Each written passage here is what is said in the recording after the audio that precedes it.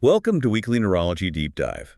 Before we get started, a quick reminder that this episode is for educational purposes only and has no commercial intent. We'll be giving you a broad overview of a landmark paper, but if you want a complete understanding, we encourage you to read the full paper yourself. Today, we're flashing back to 2021 to a paper that really changed things in neuro-oncology. It definitely did. This paper published in Neuro-Oncology is titled The 2021 WHO Classification of Tumors of the Central Nervous System. A summary. It's an important one. It's not just some academic exercise, though. This new classification system has real implications for practicing neurologists, Absolutely. directly affecting how brain and spinal cord tumors are diagnosed and treated day to day. Think of it like this. Imagine you're trying to navigate a complex city using an old, blurry map. I can see where you're going with this. That's what it was like before this new classification. Advancements in molecular diagnostics, particularly DNA methylation profiling, were revealing a whole new level of detail. We'd never seen anything like it before. So this paper is essentially providing us with a brand new high-definition map of the brain tumor landscape. Exactly. One of the first things you notice is that the terminology has been updated. Right, we've moved away from terms like entity and variant, and we're now using type and subtype instead. This aligns with the terminology used in other WHO Blue Books for classifying tumors, bringing more consistency across different organ systems. Makes sense. So what are some other major changes that neurologists should be aware of? Well, the way we grade tumors has fundamentally changed. Instead of using Roman numerals, we've switched to Arabic numerals to denote tumor grades. Seems like a small thing. It might seem like a small detail, but it helps avoid confusion in the new within-tumor grading system. Within tumor grading, what does that mean? In the past, we graded tumors across different types. So a grade 3 meningioma and a grade 3 astrocytoma, despite being totally different. Tumors biologically were thought to have similar survival times just because they shared the same grade. The new system acknowledges that each tumor type has its own unique biological behavior and should be graded accordingly. So a grade 3 meningioma and a grade 3 astrocytoma could actually have very different prognoses because they're fundamentally different types of tumors. Exactly. We're now recognizing the individual fingerprint of each tumor type. We're no longer lumping them together based on a generalized scale. That's a big shift in thinking. The paper also talks about changes to how tumors are named. Yes. The new naming conventions are designed to be more concise and to incorporate clinically relevant information, things like location, age, or specific genetic markers. Okay. For example, chordoid glioma of the third ventricle is now simply chordoid glioma. So the name is shorter. The name is shorter, but we still understand that its typical location is the third ventricle. So the key clinical information is still there. It's just presented in a more streamlined way. Precisely. The paper also highlights the importance of NOS and NEC designations. Mhm. What are those and why are they important? So NOS, meaning not otherwise specified, is used when we don't have enough information to assign a specific WHO diagnosis. This often happens when molecular testing hasn't been performed or the results are inconclusive. Okay. It's a signal that more investigation is needed. NS, meaning not elsewhere classified, is used when we've done all the necessary tests, but the tumor doesn't fit neatly into any existing category. Interesting. It might have some unique or unusual features that require further study. So both NS and NEC designations help us be honest about the level of diagnostic certainty we have, which is crucial for guiding treatment decisions. The paper talks a lot about the impact of molecular diagnostics, specifically DNA methylation profiling. Can you explain why this is such a game changer? DNA methylation profiling, or methylome profiling, lets us analyze patterns of DNA methylation across the entire genome. It turns out that most CNS tumor types have a unique DNA methylation signature, almost like a molecular fingerprint. I like that analogy. A fingerprint. This is incredibly powerful for accurately identifying tumor types, especially those that have unusual histological features. In some cases, it's the only way to get a definitive diagnosis. It's like having a new, incredibly precise tool in the toolbox. Precisely. But it's not meant to replace the traditional methods, is it? No. The paper stresses the importance of integrating histological features, immunohistochemistry, and molecular data to get the most accurate diagnosis. It's like a detective using multiple pieces of evidence to solve a case. Yeah. You wouldn't rely on a single fingerprint alone. Mm-hmm. You want to consider all the available evidence. Exactly. And the paper encourages the use of layered reports to present this information clearly. So a layered report typically starts with what we call the integrated diagnosis at the top. That's the combined histological and molecular diagnosis, and then it's followed by the evidence supporting that diagnosis presented in separate layers. So it's like building a case file for each tumor, with all the evidence laid out in a clear and organized way. Let's get into some specifics now about how different tumor families have been reclassified. The paper goes into a lot of detail, but I want to focus on the changes that are most impactful for neurologists in their practice. Let's start with adult-type diffuse gliomas. Okay, so the 2016 classification divided this group into 15 different entities, which, to be honest, was kind of overwhelming.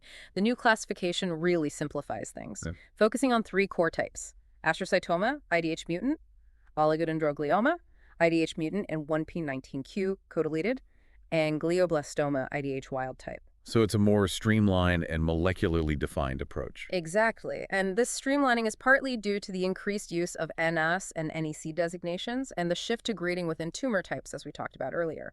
This allows us to capture the full spectrum of tumor behavior within a single type, rather than creating separate categories for each grade. So let's break down each of these core types a little further, Okay. starting with astrocytoma, IDH mutant. So for IDH mutant diffuse astrocytic tumors, which were previously categorized into three different types based on histological grade, are now all considered a single type. Astrocytoma, IDH mutant, these are then graded as CNS WHO grade 2, 3, or 4. Importantly, the grading now incorporates molecular markers as well. Okay. For example, the presence of a CDKN2AB homozygous deletion automatically bumps the tumor up to CNS WHO grade 4, even if it doesn't show the typical histological features of that grade. So the molecular profile can sometimes override the histological appearance. That's right. We're recognizing that the molecular profile can sometimes be a better predictor of tumor behavior than histology alone. Now, when we look at IDH wild-type diffuse astrocytic tumors in adults, research has shown that the presence of one or more of three specific genetic parameters, a TERT promoter mutation, EGFR gene amplification, or the combined gain of chromosome 7 and loss of chromosome 10, strongly indicates aggressive behavior. So essentially, these markers define the tumor as a glioblastoma, even if the histology isn't quite there yet. Exactly. And that's reflected in the new classification.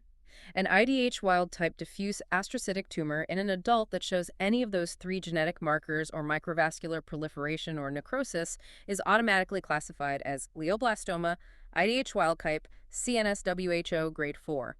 However, this specifically applies to adults. If an IDH wild-type diffuse astrocytoma occurs in a younger person, especially a child, then we need to consider the possibility of a pediatric-type diffuse glioma, which is a separate category altogether. So it's critical to take age into account, as well as molecular and histological features. Absolutely. Now, speaking of pediatric-type diffuse gliomas, this is a brand new family of tumor types in the WHO CNS5. Oh, really? Yeah, it reflects the growing understanding that these tumors are different from their adult counterparts both clinically and molecularly. They have their own unique set of characteristics and behaviors.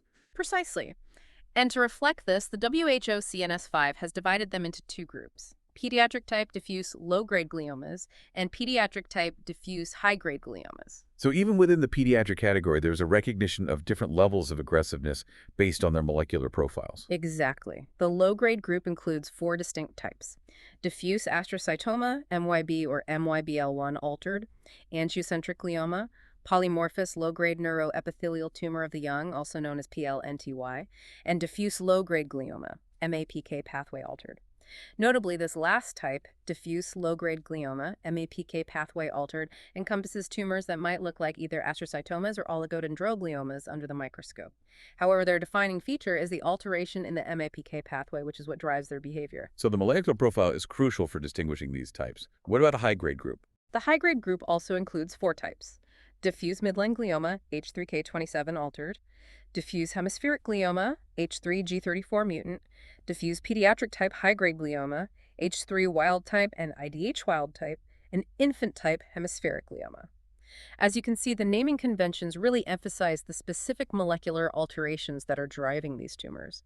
For instance, diffuse midline glioma, H3K27 altered, was previously called H3K27 mutant, but the name was broadened to H3K27 altered to reflect that alterations beyond just the K27M mutation can lead to this tumor type. So it's a more inclusive term that acknowledges the different molecular pathways involved. Exactly. And I want to emphasize that the term glioblastoma is no longer used for pediatric type tumors. That terminology is now reserved specifically for adult-type gliomas. So the WHO CNS5 has made a clear distinction between adult and pediatric gliomas, recognizing their fundamental differences. Absolutely. And the Yes. classification goes even further, grouping all tumors with a neuronal component under the heading of neuronal and glioneuronal tumors. These tumors are fascinating because they show evidence of what we call neuronal differentiation, meaning they have some characteristics of neurons, the cells that transmit signals in the brain. So they're not just pure gliomas. That's right. They have a mix of cell types, which makes them both fascinating and challenging to classify. The WHO CNS5 have added 3 new types to this category. Diffuse glioneuronal tumor with oligodendrome-like features and nuclear clusters, DGONC for short, which is still considered provisional, Okay. myxoid glioneuronal tumor, Okay. and multinodular and vacuolating neuronal tumor. And each of these has its own unique set of histological and molecular features. Yes. For example, DGONC is characterized by its diffuse growth pattern and a mix of cell types, including some that resemble oligodendrogliomas. Myxoid glioneuronal tumor, as its name suggests, has a myxoid or mucus-like appearance under the microscope and often occurs in a specific location in the brain called the septal region. Multinodular and vacuolating neuronal tumor is characterized by the presence of multiple nodules or clusters of cells in vacuoles or fluid-filled spaces within the tumor. Moving on, let's talk about ependymomas. These tumors arise from ependymal cells, which line the ventricles of the brain and the central canal of the spinal cord. Ependymomas are a great example of how the WHO CNS5 emphasizes classifying tumors based on a combination of factors: histological features, molecular profile, and location. We now recognize that ependymomas in different parts of the central nervous system can behave quite differently, and their molecular profiles can offer important clues about their prognosis and potential response to treatment. So location, histology, and molecular profile are all crucial pieces of the puzzle when it comes to ependymomas. Precisely. For example, the WHO CNS5 now lists 2 specific types of supratentorial ependymoma. One defined by the presence of a ZFTA fusion gene, ZFTA being the new name for a gene previously called C11 or MAND5, Ah, and the other characterized by a YAP1 fusion gene. so even the names of these genes have been updated to reflect our current understanding. That's right. Similarly, we now recognize 2 distinct molecular types of posterior fossa ependymoma, group PFA and group PFB. And in the spinal cord, we now have a specific type called spinal ependymoma, MYCN amplified. So it seems like the classification is getting much more granular and specific, which is great for guiding treatment decisions. It definitely is. Another important change is that the term anaplastic ependymoma is no longer used. All ependymomas are now graded as either CNS-WHO grade 2 or 3, primarily based on histological features, though molecular markers can sometimes play a role. Okay. However, there's still some debate about how reliable and clinically useful the grading system is for ependymomas, as their behavior can be unpredictable. So it sounds like there's still a lot to learn about ependymomas, but the WHO CNS5 has made significant strides in clarifying their classification. Now let's move on to another fascinating group, medulloblastomas. Okay. These are embryonal tumors typically occurring in the cerebellum, and they can be quite aggressive. Yes, but one of the exciting things about the WHO CNS5 is that it recognizes the incredible molecular heterogeneity of medulloblastomas. Medulloblastomas that look very similar under the microscope can actually have very different underlying genetic profiles, which can translate into different prognoses and responses to treatment. So it's crucial to look beyond the histology and really delve into the molecular details. Exactly. The WHO CNS5 now classifies medulloblastomas into 4 main molecular groups: WNT activated, SHH activated, group 3, and group 4. Each group has its own specific molecular alterations. For example, WAT activated medulloblastomas are characterized by mutations in the WNT signaling pathway, while SHH activated medulloblastomas have mutations in the SHH signaling pathway. And within these 4 main groups, are we starting to identify even more specific subgroups based on even more detailed molecular profiling? Absolutely. We're zooming in on the map and we're seeing more and more detail, which is helping us to develop more personalized treatment strategies. For instance, SH-activated medulloblastomas can be further divided into 4 subgroups, 2 of which, SHH1 and SHH2, primarily occur in young children. These subgroups have very different prognoses, and recent research suggests that they might respond differently to certain chemotherapy regimens. So this molecular subtyping has real-world implications for treatment decisions. It's not just about academic classification. Exactly. It's about moving toward precision medicine in neuro-oncology. The WHO CNS5 still acknowledges the classic histological patterns of medulloblastomas, but the molecular classification is now the primary driver of diagnosis and treatment decisions. So it's about integrating the histological and molecular data like we discussed earlier. Right. And this integration is crucial for medulloblastomas because there are some interesting correlations between the histological patterns and the molecular groups. For example, almost all WNT-activated medulloblastomas show what we call the classic histological pattern, while most large selenoplastic medulloblastomas belong to either the SHH3 subgroup or group 34 subgroup 2. So the histology can offer clues about the underlying molecular profile, but it's not definitive. Precisely. That's why molecular testing is so important.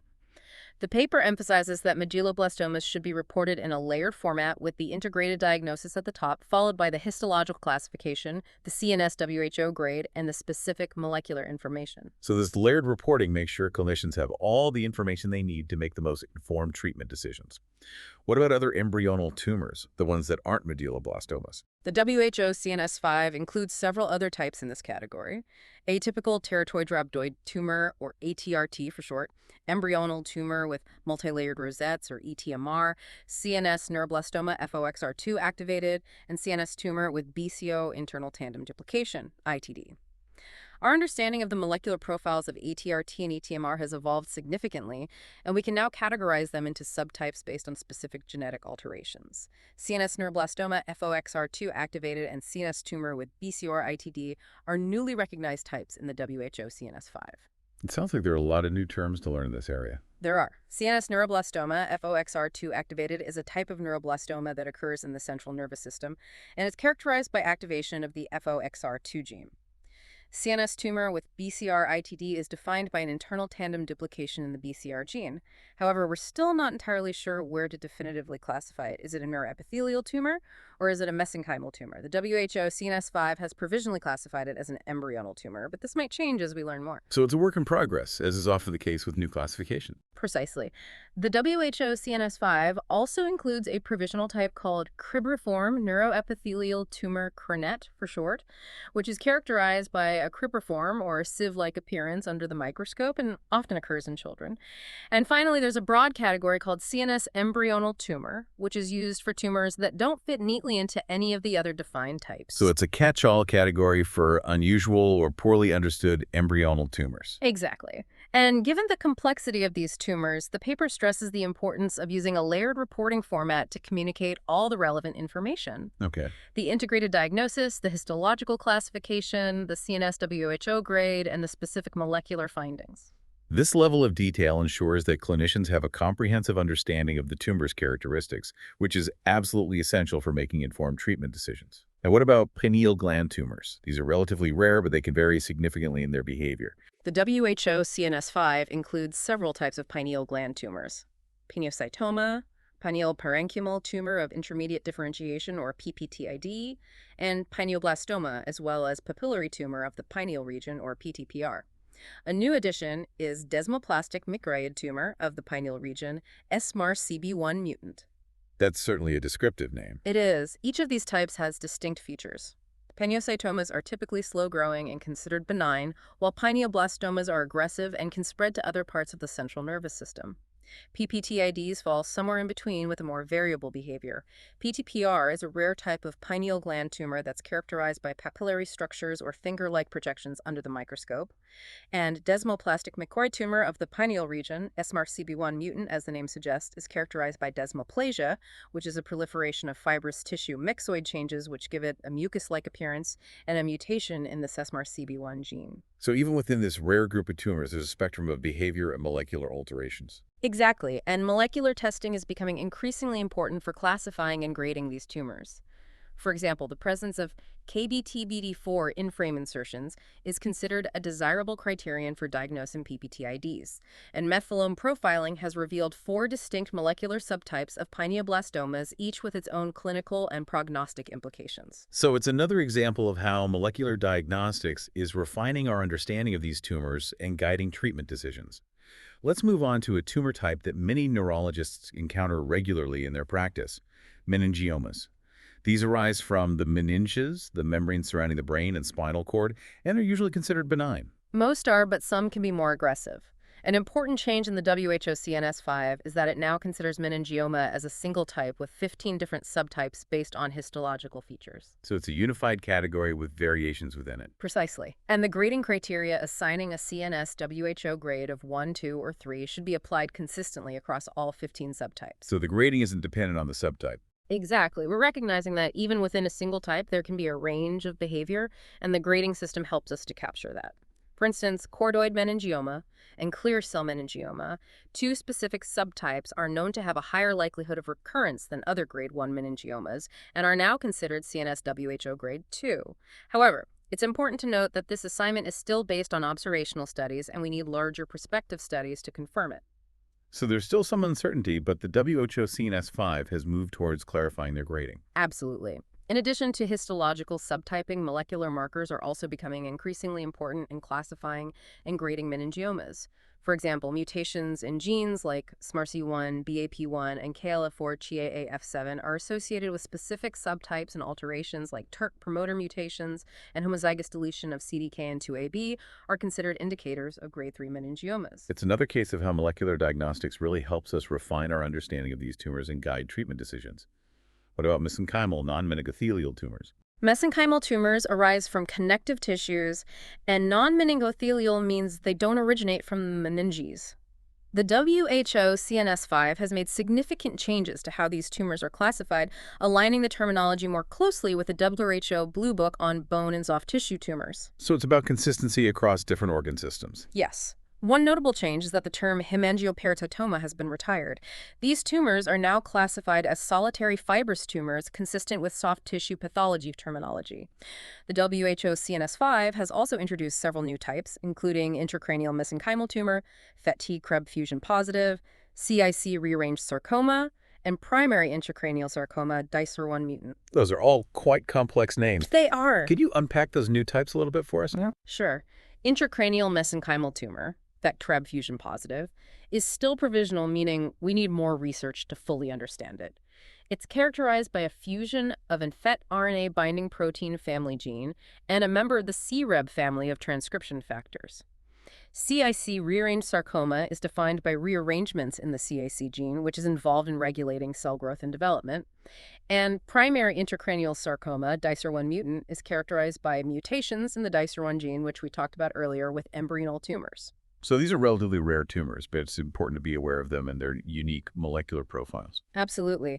And as with all the tumor types we've discussed, molecular diagnostics is becoming increasingly important for classifying and characterizing these mesenchymal non-meningothelial tumors. Okay, let's move on to nerve tumors. Tumors that arise from the nerves themselves. The WHO CNS5 has made some interesting changes to this category. For example, paragangliomas, which are tumors arising from specialized neuroendocrine cells associated with the autonomic nervous system, are now included with nerve tumor. Because they're derived from nerve tissue. Exactly. And the WHO CNS5 recognizes a specific type of paraganglioma occurring in what we call the cauda equinophyllum terminale region, the lower part of the spinal cord, with distinct immunohistochemical and DNA methylation features that differentiate it from other paragangliomas. So it's a site-specific subtype. Exactly. Another notable change is the renaming of melanotic schwannoma to malignant melanotic nerve sheath tumor.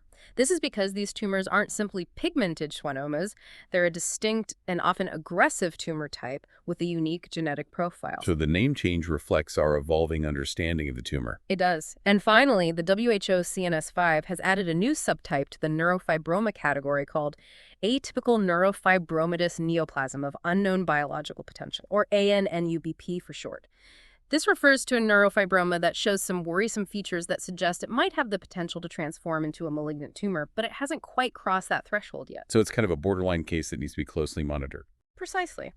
Now let's briefly touch on lymphomas and histiocytic tumors. Lymphomas are cancers of the lymphatic system, and histiocytic tumors arise from histiocytes, a type of immune cell.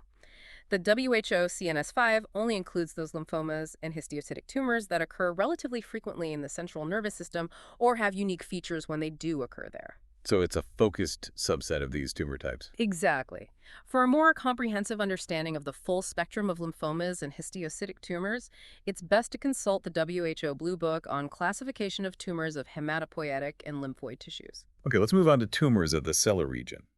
The sella turcica is a bony structure at the base of the skull that houses the pituitary gland, a master gland controlling many hormonal functions. The WHO CNS5 has made some significant changes to the classification of tumors in this region. For example, adamantinomatous craniopharyngioma and papillary craniopharyngioma, which were previously considered subtypes of craniopharyngioma, are now recognized as distinct tumor types. Why the separation? It's based on the growing recognition that these two types have different clinical characteristics, radiological features, histological appearances, genetic alterations, and even methylome profiles. They really are distinct entities despite sharing a name in the past. So it's a refinement based on multiple lines of evidence. Exactly. On the other hand, the WHO CNS5 has grouped three other tumor types together: pituocytoma, granular cell tumor, and spindle cell oncocytoma. Why group them together if they're different types? Well, there's a thought that they might represent different morphologic variations of the same underlying tumor type, but their clinical behavior and patient demographics can vary, so for now they're still classified separately. More research is needed to clarify their relationship. So it's an area of ongoing investigation. The WHO CNS5 has also made some changes to the terminology used for pituitary adenomas. It has. It now includes the term pituitary neuroendocrine tumor, or PITNET, which is a broader term encompassing all tumors arising from the hormone-producing cells of the pituitary gland. And a new type of pituitary tumor, called pituitary blastoma, has been added to the classification. Yes, a pituitary blastoma is a very rare and aggressive tumor typically occurring in infants and young children. It's composed of primitive cells resembling those found in the developing pituitary gland. So essentially, it's an embryonal tumor of the pituitary gland. Precisely. And finally, the WHO CNS5 has updated the section on metastatic tumors, which are tumors that spread to the central nervous system from other parts of the body. These are unfortunately quite common, aren't they, particularly in patients with advanced cancers? They are. The WHO CNS5 now divides metastatic tumors into two categories: those that primarily affect the brain or spinal cord parenchyma, meaning the actual tissue of the brain or spinal cord, and those that favor the meninges.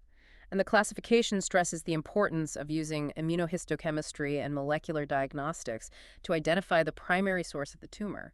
This helps guide treatment decisions. So it's about tailoring the treatment to the specific type of cancer that is spread to the central nervous system. Exactly. Now, although genetic tumor syndromes are not officially part of the WHO CNS5 classification, the Blue Book does include a section on those syndromes that are known to increase the risk of developing central nervous system tumors. Because these syndromes can provide valuable insights into a patient's predisposition to certain types of tumors. Precisely. And the WHO CNS5 has expanded this section to include 8 disorders that weren't covered in the previous edition, reflecting our growing understanding of the genetic basis of many central nervous system tumors. So it's another example of how this classification is evolving to incorporate the latest scientific knowledge.